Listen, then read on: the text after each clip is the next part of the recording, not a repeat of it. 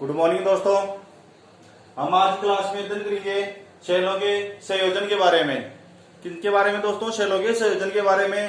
पहले भी हमने संयोजन बहुत सारे पढ़े हैं, लेकिन संधारित्र का संयोजन, प्रतिरोध का संयोजन, और आज हम बात करेंगे दोस्तों शैलों के संयोजन के बारे में। तो दोस्तों शैलों का संयोजन कितने प्रकार से कर सकते हैं? दो प्रकार से, श्रेणी क्रम में संयोजन और दूसरा है समांतर क्रम में संयोजन। तो दोस्तों पहले हेडिंग डालो श्रेणी क्रम में संयोजन।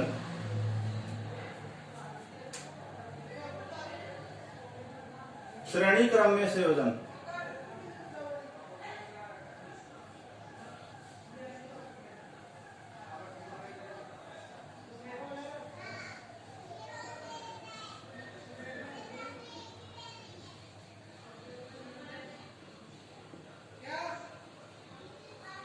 पहला है श्रेणी क्रम में संयोजन।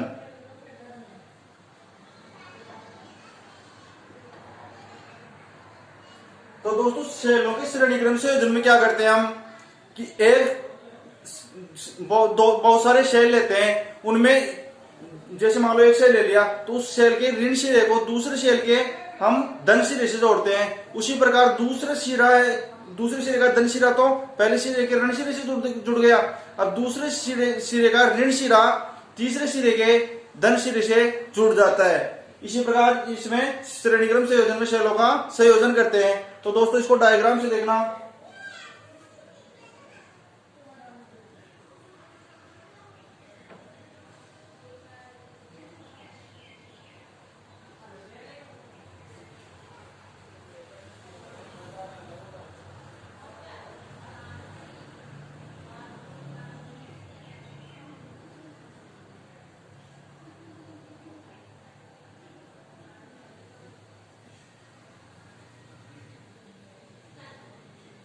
ये क्या लगे हुए दोस्तों?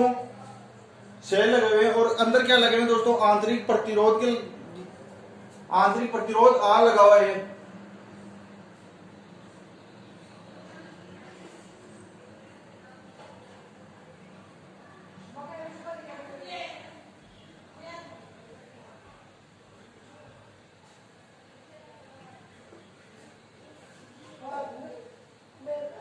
तथा ये एक बाह्य प्रतिरोध लगाते हैं, और ये के कुंजी।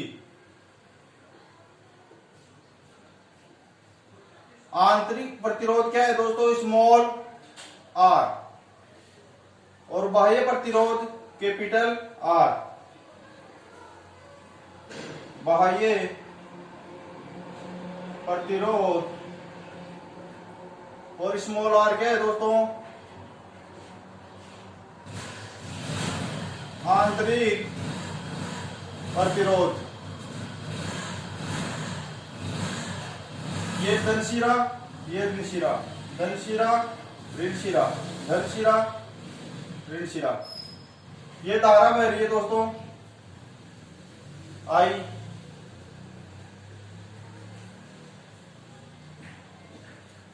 अब समझना दोस्तों डायग्राम को। मैंने क्या बोला कि इसके सेल के ऋण सिरे से पहले जैसे ये सेल है, इसका पहले सेल का ऋण सिरा दूसरे सेल के धन सिरे से जुड़ रहा है, यानी कि ऋण ध्रुव धनात्मक ध्रुव से, और दूसरे का ऋणात्मक ध्रुव तीसरे के धनात्मक ध्रुव से। इसी प्रकार तीसरे का ऋणात्मक ध्रुव चौथे के धनात्मक ध्रुव से। इसी प्रकार ये जुड़ते जाएंगे। कितने सेल हैं? एन। यहां लिख लेना दोस्तों एन सेल। कितने सेल जुड़े हुए हैं इस प्रकार से? एन सेल जुड़े हुए हैं। और इन सब सेलों का विद्युत वाहक बल क्या होगा दोस्तों? ई। इन सभी सेलों का विद्युत वाहक बल क्या है दोस्तों? ई। ये डायग्राम बनाना आप पहले श्रेणीक्रम संयोजन में सबसे पहले आपको डायग्राम बनाना है दोस्तों, और डायग्राम बनाने के बाद में आपको नीचे लिखना है सेलों के श्रेणीक्रम संयोजन में हम पहले सेल के ऋण ध्रुव को दूसरे सेल के धन ध्रुव से तथा दूसरे शेल के ऋण ध्रुव को तीसरे शेल के धन ध्रुव से तथा तीसरे शेल के ऋण ध्रुव को चौथे शेल के धन ध्रुव से जोड़ते हैं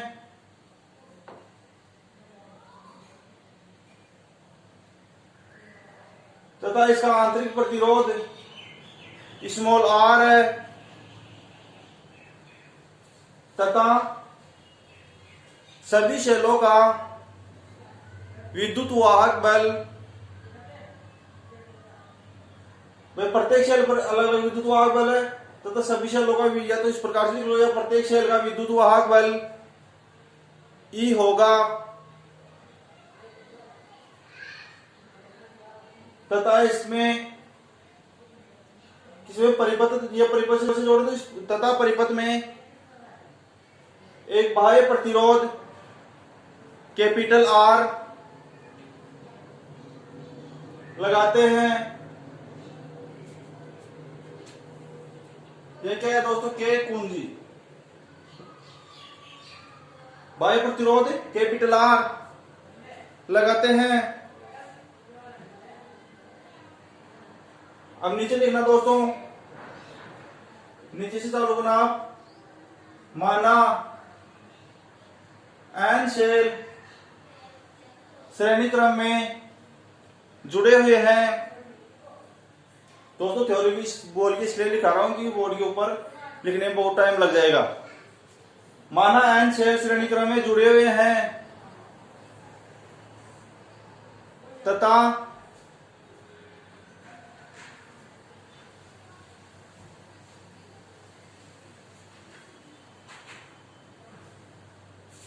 अब नीचे एन शेल श्रेणी क्रम में जुड़े हुए हैं, तब क्या करते हैं दोस्तों कि शेल का विद्युत वाहक बल कितना होगा? तो नीचे लिखना दोस्तों, शेल का कुल विद्युत वाहक बल। भाई एन शेल जुड़े हुए हैं तो शेल का कुल विद्युत वाहक बल कितना होगा?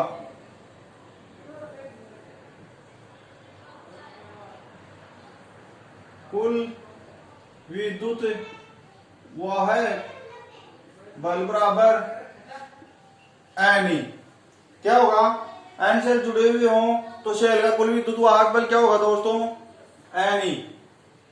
अब नीचे लिखना दोस्तों, शेल का कुल आंतरिक प्रतिरोध। कुल आंतरिक प्रतिरोध, कुल आंतरिक प्रतिरोध बराबर एन आर। कुल आंतरिक प्रतिरोध बराबर एन आर। अब कुल प्रतिरोध कितना होगा दोस्तों?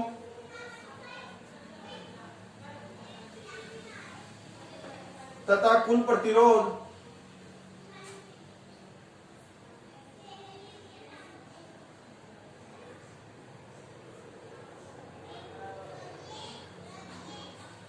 कुल प्रतिरोध बराबर बाह्य प्रतिरोध कैपिटल आर तथा आंतरिक प्रतिरोध एन आर। तो आर प्लस एन आर। कुल प्रतिरोध कितना होगा दोस्तों?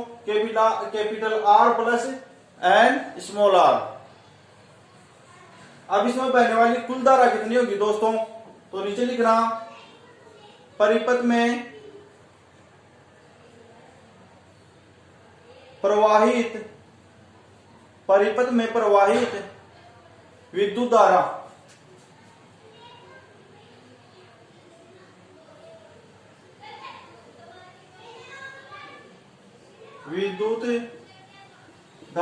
I इक्वल टू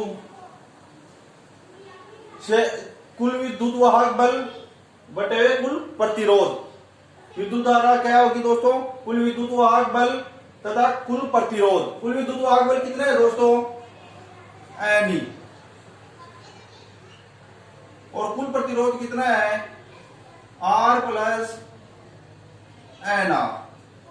तो आई इक्वल टू क्या आ गया दोस्तों, एन ई upon r plus n r. तो परिपथ में कुल विद्युत धारा कितनी है दोस्तों, I equal to n E upon r plus n r. अब नीचे लिख रहा दोस्तों विशेष स्थिति, विशेष स्थिति,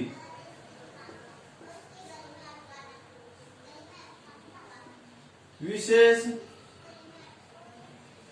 स्थिति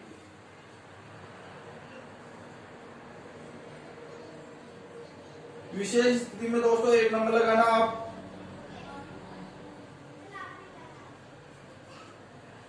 जब आंतरिक प्रतिरोध का मान, आंतरिक प्रतिरोध क्या है दोस्तों, एन स्मॉल आर, जब आंतरिक प्रतिरोध स्मॉल आर का मान बाह्य प्रतिरोध कैपिटल आर से बहुत ज्यादा हो।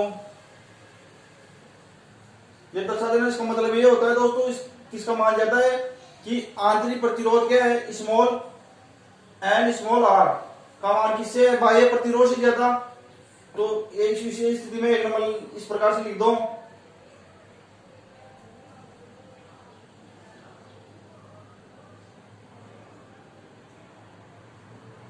तो दोस्तों कुछ नहीं करना आपको, जो धारा है इसमें बस यदि इस आंतरिक प्रतिरोध का मान बाह्य प्रतिरोध से ज्यादा हो तो ध्यान देना दोस्तों, जो विद्युत धारा है इसमें आर को छोड़ देना है। तो यहां लिख लेना दोस्तों,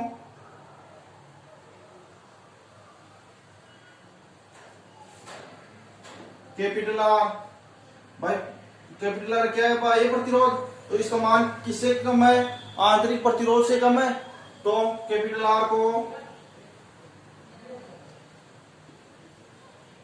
छोड़ देने पर क्या आ जाएगा दोस्तों, I equal to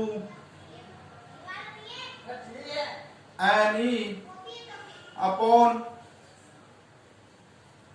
N r, n E upon n r. अब दोस्तों इस एन से ये एन कैंसिल हो गया, क्या बचा, equal to I equal to e upon r.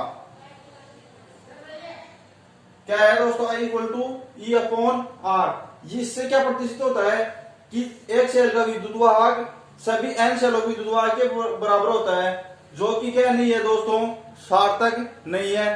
तो इसके न्यायालय लेना दोस्तों, नीचे संयोजक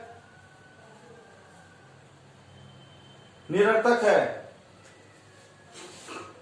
नीचे लिखना संयोजक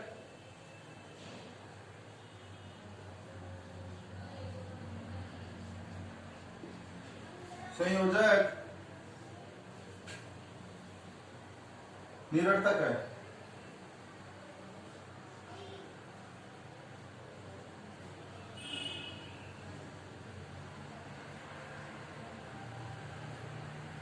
संयोजक क्या है दोस्तों, निरर्थक है। अब लिखना दोस्तों विशेष स्थिति में एक नंबर, अब दो नंबर लगाना।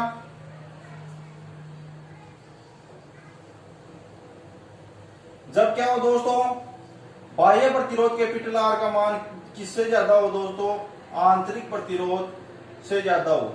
बाह्य प्रतिरोध का मान आंतरिक प्रतिरोध से ज्यादा हो तो दोस्तों ध्यान रखना, एन आर क्या, एन आर को क्या कर देते हैं, छोड़ देते हैं, एन आर को छोड़ देते हैं। तो यहां लिख लेना एन आर को छोड़ देते हैं। तो आई इक्वल टू क्या आ जाएगा दोस्तों, एन आर को छोड़ देते क्या आ जाएगा, एन ई अपॉन आर, एन ई अपॉन कैपिटल आर। ये क्या है दोस्तों, संयोजक सार्थक है।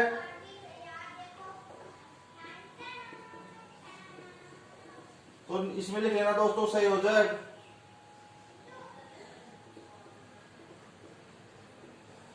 सार्थक है, I equal to n E upon r. तो संयोजक क्या है दोस्तों, सार्थक है। तो ये हो गया दोस्तों हमारा सेलों का श्रेणी क्रम संयोजन। क्या हुआ कि सेल के श्रेणी क्रम संयोजन में क्या करते हैं दोस्तों, एक सेल का श्रेणी क्रम संयोजन होता भी क्या है कि एक सेल का ऋण ध्रुव दूसरे सेल के धन ध्रुव से जुड़ा हुआ हो तथा दूसरे सेल का ऋण ध्रुव तीसरे सेल के धन ध्रुव से जुड़ा हो। इसी प्रकार ये क्रम चलता रहे तो वो क्या होता है, सेलों का श्रेणी क्रम संयोजन होता है। इसमें दोस्तों एक बाह्य प्रतिरोध लगाते हैं तथा आंतरिक प्रतिरोध लगा हुआ होता है तथा प्रत्येक सेल का विद्युत वाहक बल क्या होता है दोस्तों, आर होता है। आपको डायग्राम एग्जाम में बहुत ही इंपोर्टेंट टॉपिक है दोस्तों, ये एग्जाम में लगभग पूछता है श्रेणी क्रम संयोजन, सेलों का श्रेणी क्रम संयोजन बताइए। और अगला होगा समांतर क्रम संयोजन। तो श्रेणी क्रम संयोजन में आपको डायग्राम बनाना है, इसके नीचे लिख देना है कि हम इस प्रकार से इन ध्रुवों को ऋण ध्रुव को धन ध्रुव से तथा अगले के धन ध्रुव को ऋण ध्रुव से इस प्रकार से जोड़ते जाते हैं तथा इनमें आंतरिक प्रतिरोध स्मॉल आर लगा हुआ है तथा बाह्य प्रतिरोध कैपिटल आर लगा हुआ है। और प्रत्येक सेल का विद्युत वाहक बल क्या है दोस्तों, ई है। तो कुल विद्युत वाहक बल क्या हो जाएगा दोस्तों, एन ई। इसी प्रकार से कुल आंतरिक प्रतिरोध एन आर तथा कुल प्रतिरोध यानी कुल प्रतिरोध कितना होगा, यानी कि बाह्य प्रतिरोध और आंतरिक प्रतिरोध, बाह्य प्रतिरोध तथा आंतरिक प्रतिरोध आर प्लस एन आर। तो विद्युत कुल परिपथ में कुल विद्युत धारा कितनी बहेगी दोस्तों, आई इक्वल टू कुल विद्युत वाहक बल एन ई, कुल विद्युत वाहक बल एन ई बटे कुल प्रतिरोध आर प्लस एन आर। तो आर प्लस एन आर। अब इनमें विशेष स्थितियां होंगी दोस्तों, जब आंतरिक प्रतिरोध का मान ज्यादा हो बाह्य प्रतिरोध से, और दूसरी स्थिति होगी कि बाह्य प्रतिरोध का मान ज्यादा हो आंतरिक प्रतिरोध से। तो ध्यान देना, जब बाह्य प्रतिरोध का मान ज्यादा हो आंतरिक प्रतिरोध से तो क्या करना है आपको, एनआर को, कि बाह्य प्रतिरोध का मान ज्यादा हो आंतरिक प्रतिरोध एनआर से, तो एनआर को इसी धारावाही सूत्र में छोड़ देना है। और जब आंतरिक प्रतिरोध का मान ज्यादा हो किससे, बाह्य प्रतिरोध से, तो आपको कैपिटल आर बाह्य प्रतिरोध को छोड़ देना है उस सूत्र में से और ऐसे कैसे लिख देना है। तो जब बाह्य प्रतिरोध का मान ज्यादा हो किससे, आंतरिक प्रतिरोध से, तो संयोजक क्या होगा, सार्थक होगा। और आंतरिक प्रतिरोध का मान ज्यादा हो किससे, बाह्य प्रतिरोध से, तो संयोजक निरर्थक होगा। क्यों होगा, क्योंकि इसके अंदर एक शेल का विद्युत वाहक बल सभी एन शेलों के विद्युत वाहक बराबर नहीं होता है, और इससे यही सिद्ध हो रहा है। तो ये संयोजक क्या होगा दोस्तों, निरर्थक होगा। तो अगली क्लास में हम देखेंगे सेलों का श्रेणी क्रम संयोजन।